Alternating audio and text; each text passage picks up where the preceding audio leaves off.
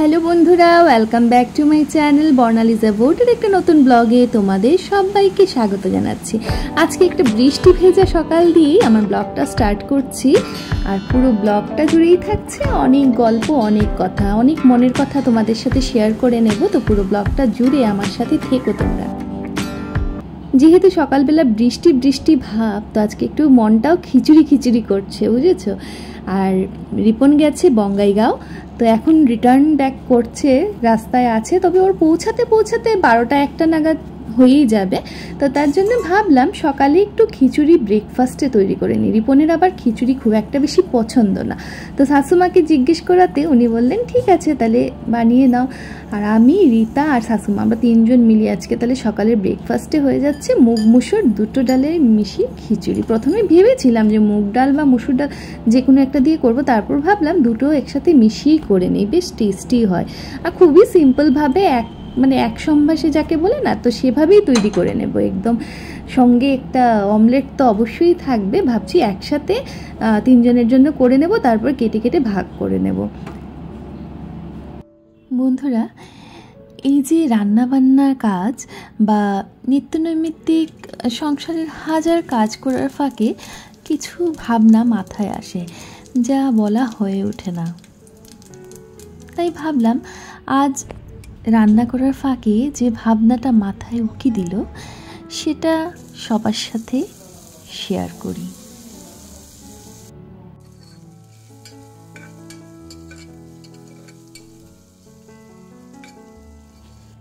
এই যে আমরা গৃহবধূরা রোজ রান্নাবান্না করি, এই কাজটা তো কাউকে স্পেশাল বলে বলতে শুনি না। আমার শাশুড়ি মা বা মা বছরে 365 দিন রান্নাবান্না করতেন, কোনো স্পেশালিটি স্ট্যাটাস না পেয়ে। হাসি মুখে দিনের পর দিন এই কাজটা করে গেছেন।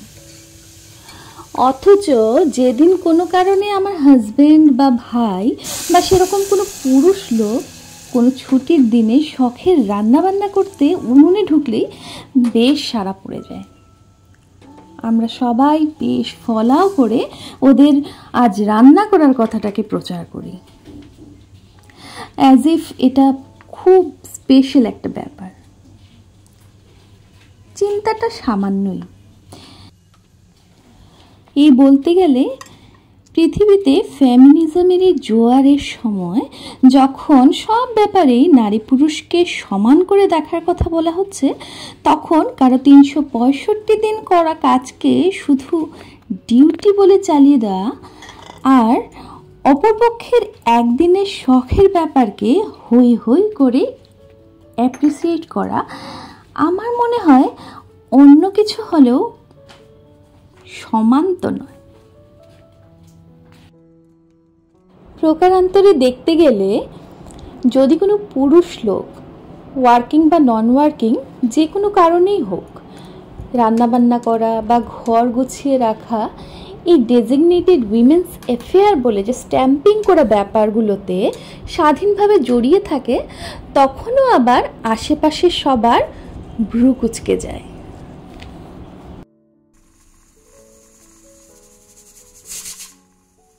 আমার কথা হচ্ছে, যদি পুরুষ নারীর সমান অধিকারের কথা হয়, তাহলে এ বিষয়ে কেন প্রশ্ন উঠবে যে কে চাকরি করছে আর কে রান্না করছে?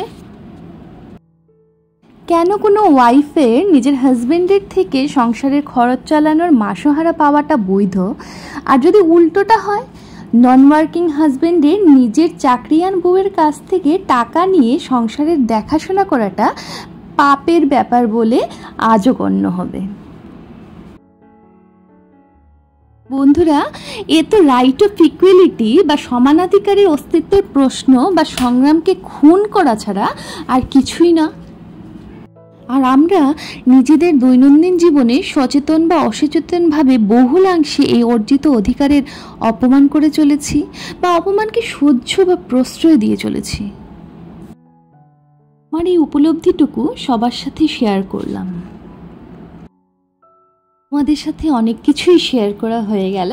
আসলে অনেক কিছুই মনের মধ্যে থাকে, কিন্তু সব সময় সব কিছু হয়তো বলা হয়ে ওঠে না।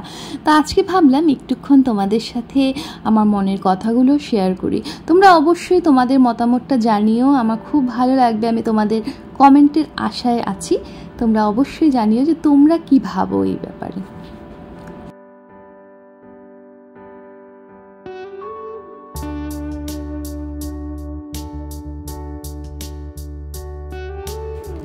দেখো বন্ধুরা, তোমাদের সাথে কথা বলতে বলতে আমার খিচুড়িটা তৈরিও হয়ে গেছে। মাকে আর রীতাকে অলরেডি দেওয়া হয়ে গেছে। এখন আমি একটু নিয়ে নিচ্ছি, সঙ্গে একটু ঘিও নিয়ে নিচ্ছি এক্সট্রা আর কি। আর কি হয়, আমরা লাঞ্চে খিচুড়ি টিচুড়ি কমই তৈরি করি। কেন বলো তো, রিপনের আবার ভুনা খিচুড়ি পছন্দ, আমার এদিকে এরকমভাবে একটু মিশা কষা খিচুড়ি পছন্দ। তো দুজনের মত যেহেতু মিলে না, তো তার জন্যে আমি আর খিচুড়ি বানানোর কোনো রিস্ক নেই না, ছাড়ো। আর এদিকে আমার চান টান হয়ে গেছে, রিপনও অলরেডি বাড়িতে পৌঁছেই গেছে। ও এখন ফ্রেশন আপ হচ্ছে, আর আমি দেখো একটু জিনিসপত্র মুছে টুছে নিচ্ছি। আসলে কি হয়েছে, সকালে তো বৃষ্টি দিয়েছিল, তো বৃষ্টির মধ্যে আর কাজ ফাজ করতে ইচ্ছে করছিল না। উঠলাম, ব্রাশিং ফাশিং করলাম, ব্রেকফাস্ট বানাতে চলে গেলাম, এরকমই আর কি। আর এখন ভাবলাম বেশ একটু রোদ উঠে গেছে। আসলে এত ঝুমঝড়ি বৃষ্টি দিয়েছে যে আকাশ পুরো ক্লিয়ার হয়ে রোদ উঠে গেছে। তো এত রোদ টোদ দেখে তখন মনে হলো যে এবারে একটু কাজ টাজ করে নিই টুকটাক, যেগুলো আগে বাকি টাকি ছিল আর কি। তারপরে আস্তে আস্তে তো আবার এখন দুপুরে লাঞ্চের তৈরিটাও করতে হবে। এখানে পলিউশনটা এতটাই বেশি যে প্রত্যেক দিন যদি একটু ক্লিন করে না রাখা হয় তাহলে একটা ধুলোর লেয়ার পড়েই যায়। তবে বৃষ্টি হওয়ায় একটু তো কম আছে অবশ্য। দেখো বাইরে একদম রোদ উঠে গেছে। এরকম দিনে না আমার জানি না কেন যদিও বৃষ্টি হয়েছে কিন্তু একটু গরম গরম লাগছিল বেশ। এবারে দুপুরের রান্নাটা করে নিচ্ছি। আজকে দুপুরের রান্নাতেও আবার কি যে টুইস্ট আছে কি বলবো। একটাই ঝোল বানাচ্ছি আলু আর ঝিঙে দিয়ে, সেটাকেও আবার দুটো পার্টে করব। দুটো পার্টে মানে একটা করব ট্যাংরা মাছ দিয়ে, একটা করব কাতলা মাছ দিয়ে। রিপন বড় মাছ একদমই পছন্দ করে না, খায়ও না, ছোঁয়ও না।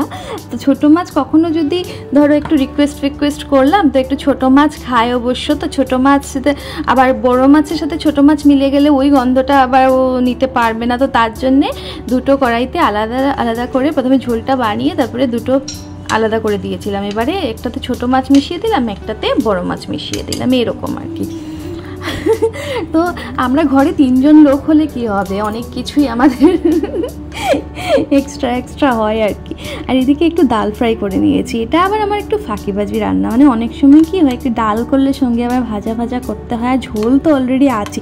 তো তার জন্য ভাবে কি রান্না করব, খুব ইজিলি যেটা হয়ে যায়। এদিকে তো এডিটও করতে হবে না, তো তার জন্য আমি ফট করে একটু ডাল ফ্রাইয়ের মতো বানিয়ে নিয়েছি।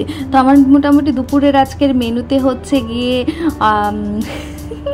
ঝিঙে ঝোল 2 টাইপ, তারপর আবার একটা জিনিস বানিয়ে নিচ্ছি, দেখতে পাচ্ছি। এটা হচ্ছে তোমার মিষ্টি লাউ দিয়ে আর ইলিশ মাছের মাথা দিয়ে। এটা কিন্তু আমার ফেভারিট আর কি। এটা হলে আমার আর কিছু লাগবে না। তো এটা বানিয়ে নিলাম ব্যাস। আজকের খুবই সিম্পল হলেও টেস্টি ছিল। রান্না বেশ ভালোই হয়েছিল। তোমরা যারা এতক্ষণ ধরে আমার সঙ্গে যুক্ত আছো, তোমাদেরকে অসংখ্য ধন্যবাদ আমার পাশে থাকার জন্য। আর যারা তোমরা নতুন বন্ধু, প্লিজ আমার চ্যানেলটিকে সাবস্ক্রাইব করে পাশে থাকা বেল বাটনটি প্রেস করে দিও। আর তাতে নোটিফিকেশনের অল অপশনটা ক্লিক করতে একদম ভুলবে না, যাতে আমার নতুন কোনো ভিডিও আসলে তার ফার্স্ট নোটিফিকেশনটা তোমাদের কাছে পৌঁছে যায়। আশা করছি আমার আজকের এই ব্লগটা তোমাদের ভালো লেগেছে। যদি ভালো লেগে থাকে তাহলে অবশ্যই একটা লাইক আর কমেন্টের অপেক্ষায় আমি বসে আছি। আজকের জন্য টাটা, নেক্সট ব্লগে আবার দেখা।